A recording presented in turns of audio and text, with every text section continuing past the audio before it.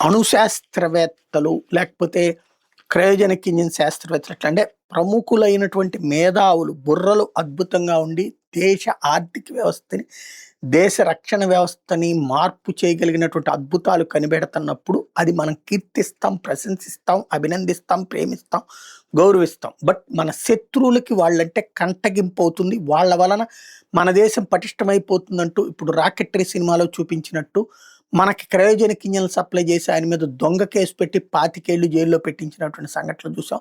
అట్లాగే మన వాళ్ళని అనేక మంది శాస్త్రవేత్తలు అనుమానాస్పద మృతులు అయ్యారు. అది సహజ మరణాలుగా భ్రమింపజేసేటటువంటి మరణాలు. బట్ అటు వెనకాల ఉన్న మిస్టరీని ఛేదించే ప్రయత్నం ఇది ప్రపంచంలో అనేక చోట్ల జరుగుతుంది. తాజాగా అమెరికాకు సంబంధించినటువంటి MIT న్యూక్లియర్ సైంటిస్ట్ కాల్చి చంపబడి ఉన్నాడు తన అపార్ట్మెంట్లో, అమెరికాలో ఉన్నటువంటి బోస్టన్ స్టేట్లో. MIT న్యూక్లియర్ సైంటిస్ట్ ఆ విధంగా చనిపోయి ఉండటం అన్నటువంటిది సంచలనం సృష్టిస్తోంది.